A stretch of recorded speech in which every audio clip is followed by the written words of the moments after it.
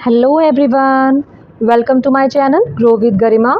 मैं गरिमा सैनी और आज हम आपके लिए लेके आए हैं UP tag CDP previous year question series की पार्ट 2 लेकर टारगेट 2026।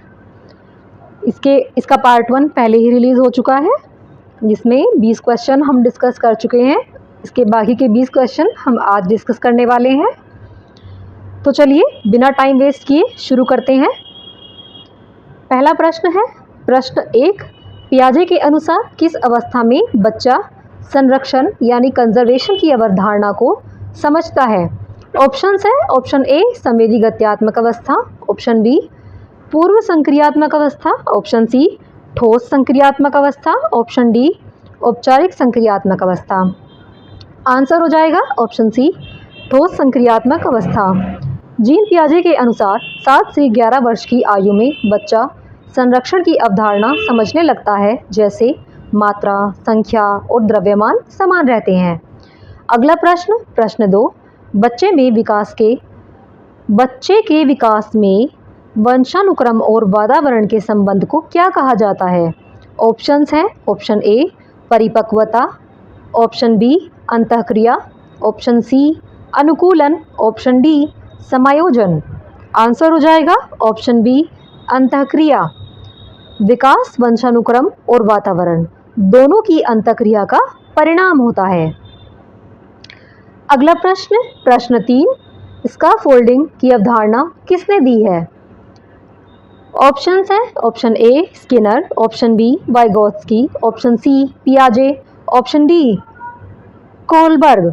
आंसर हो जाएगा ऑप्शन बी वाइगोत्स्की।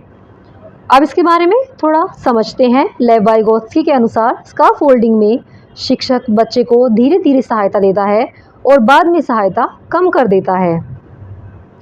अगला प्रश्न प्रश्न 4, निम्न में से कौन सा आंतरिक अभिप्रेरणा का उदाहरण है?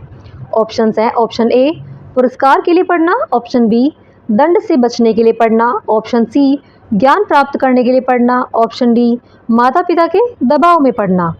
आंसर हो जाएगा ऑप्शन सी ज्ञान प्राप्त करने के लिए पढ़ना। जब बच्चा स्वयं की रुचि से सीखता है तो इसे आंतरिक अभिप्रेरणा कहते हैं। अगला प्रश्न हो जाएगा प्रश्न 5, समावेशी शिक्षा का मुख्य उद्देश्य क्या है? ऑप्शंस हैं ऑप्शन ए अलग स्कूल बनाना, ऑप्शन बी विशेष बच्चों को अलग पढ़ाना, ऑप्शन सी सभी बच्चों को समान अवसर देना, ऑप्शन डी केवल प्रतिभाशाली बच्चों को पढ़ाना। आंसर हो जाएगा ऑप्शन सी सभी बच्चों को समान अवसर देना। समावेशी शिक्षा समान अवसर और समान भागीदारी पर आधारित है। अगला प्रश्न प्रश्न 6, निम्न में से कौन सा विकास सिद्धांत नहीं है?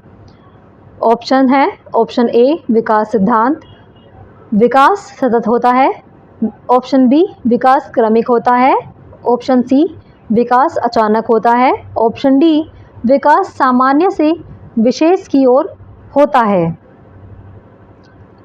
आंसर हो जाएगा विकास, ये इसमें थोड़ा मिसप्रिंट हो गया है, इसे करेक्ट कर लीजिएगा। विकास एक सतत और क्रमिक प्रक्रिया है, यह अचानक नहीं होता है। इसका राइट ऑप्शन होगा ऑप्शन ए विकास सतत होता है। अगले प्रश्न पर चलते हैं प्रश्न 7, कक्षा में व्यक्तिगत भिन्नता का अर्थ है? ऑप्शंस है ऑप्शन ए सभी बच्चे समान होते हैं, ऑप्शन बी सभी बच्चे अलग होते हैं, ऑप्शन सी सभी बच्चे प्रतिभाशाली होते हैं, ऑप्शन डी सभी बच्चे कमज़ोर होते हैं। आंसर हो जाएगा ऑप्शन बी सभी बच्चे अलग होते हैं। हर बच्चे की क्षमता, रुचि और सीखने की गति अलग होती है। प्रश्न 8, निम्न में से कौन सा संज्ञानात्मक विकास से संबंधित है? ऑप्शंस हैं ऑप्शन ए सोचने की क्षमता, ऑप्शन बी चलने की क्षमता, ऑप्शन सी बोलने की गति, ऑप्शन डी वजन बढ़ना। आंसर हो जाएगा ऑप्शन ए सोचने की क्षमता। संज्ञानात्मक विकास का संबंध सोचने, समझने और तर्क करने से है। प्रश्न 9, बेंडूरा का सिद्धांत में सीखने का मुख्य आधार क्या है? ऑप्शंस हैं ऑप्शन ए दंड, ऑप्शन बी अनुकरण, ऑप्शन सी परिपक्वता, ऑप्शन डी अभ्यास। सही आंसर हो जाएगा ऑप्शन बी अनुकरण। एल्बर्ट बंडूरा के अनुसार बच्चे दूसरों को देखकर सीखते हैं। एल्बर्ट बंडूरा ने सामाजिक अधिगम का सिद्धांत दिया है। प्रश्न 10, बुद्धि का अर्थ क्या है? ऑप्शन ए याद करने की क्षमता, ऑप्शन बी समस्या समाधान की क्षमता, ऑप्शन सी लिखने की क्षमता, ऑप्शन डी पढ़ने की क्षमता। आंसर हो जाएगा ऑप्शन बी समस्या समाधान की क्षमता। बुद्धि का मुख्य कार्य समस्या का समाधान करना है। अगला प्रश्न, प्रश्न 11, बच्चों में सीखने की प्रक्रिया सबसे अधिक प्रभावी कब होती है? ऑप्शन ए जब दंड दिया जाए, ऑप्शन बी जब डर हो, ऑप्शन सी जब रुचि हो, ऑप्शन डी जब दबाव हो। सही उत्तर हो जाएगा ऑप्शन सी जब रुचि हो। रुचि सीखने की गति और गुणवत्ता दोनों को बढ़ाती है। अगला प्रश्न, प्रश्न 12, निम्न में से कौन सा नैतिक विकास का स्तर है? ऑप्शन ए पूर्व पारंपरिक स्तर, ऑप्शन बी संवेदी स्तर, ऑप्शन सी मानसिक स्तर, ऑप्शन डी शारीरिक स्तर। आंसर हो जाएगा ऑप्शन ए पूर्व पारंपरिक स्तर। लॉरेंस कोलबर्ग ने नैतिक विकास के 3 स्तर बताए हैं। प्रश्न 13, अधिगम का सबसे महत्वपूर्ण तत्व क्या है? ऑप्शन ए दंड, ऑप्शन बी अभ्यास, ऑप्शन सी अनुभव, ऑप्शन डी डर। सही उत्तर हो जाएगा ऑप्शन सी अनुभव। अनुभव से सीखना सबसे प्रभावी होता है। अगला प्रश्न, प्रश्न 14, कक्षा में शिक्षक का मुख्य कार्य क्या है? ऑप्शन ए दंड देना, ऑप्शन बी मार्गदर्शन करना, ऑप्शन सी केवल पढ़ाना, ऑप्शन डी केवल परीक्षा लेना।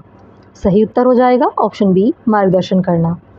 शिक्षक का मुख्य कार्य बच्चों का मार्गदर्शन करना होता है।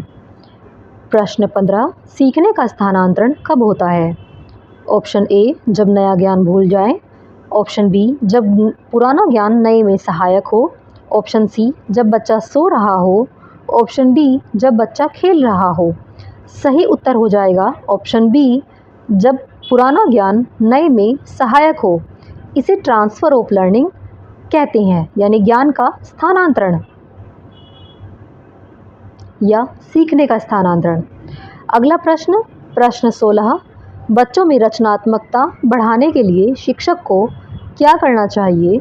ऑप्शन ए दंड देना, स्वतंत्र सोच को प्रोत्साहित करना, ऑप्शन सी चुप कराना, ऑप्शन डी केवल रटाना। सही उत्तर हो जाएगा ऑप्शन बी स्वतंत्र सोच को प्रोत्साहित करना। रचनात्मकता स्वतंत्र सोच से विकसित होती है। अगला प्रश्न, प्रश्न 17, बच्चों का विकास किस दिशा में होता है? ऑप्शन ए विशेष से सामान्य, ऑप्शन बी सामान्य से विशेष, ऑप्शन सी नीचे से ऊपर, ऑप्शन डी ऊपर से नीचे। सही उत्तर हो जाएगा ऑप्शन बी सामान्य से विशेष। विकास सामान्य से विशेष की ओर होता है।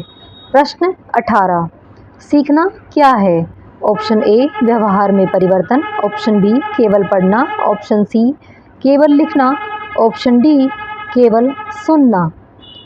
सही उत्तर हो जाएगा ऑप्शन ए व्यवहार में परिवर्तन। सीखने से व्यवहार में स्थायी परिवर्तन होता है। प्रश्न 19, निम्न में से कौन सा सीखने को प्रभावित करता है? ऑप्शन ए अभिप्रेरणा, ऑप्शन बी वातावरण, ऑप्शन सी बुद्धि, ऑप्शन डी उपरोक्त सभी। सही उत्तर हो जाएगा ऑप्शन डी उपरोक्त सभी। ये सभी सीखने को प्रभावित करते हैं, इसलिए सही उत्तर हो जाएगा उपरोक्त सभी। प्रश्न 20 और अंतिम प्रश्न, एक अच्छा शिक्षक क्या करता है? ऑप्शन ए दंड देता है, ऑप्शन बी प्रेरित करता है, ऑप्शन सी डराता है, ऑप्शन डी अनदेखा करता है। सही उत्तर हो जाएगा ऑप्शन बी प्रेरित करता है। प्रेरणा से सीखने की गुणवत्ता बढ़ती है।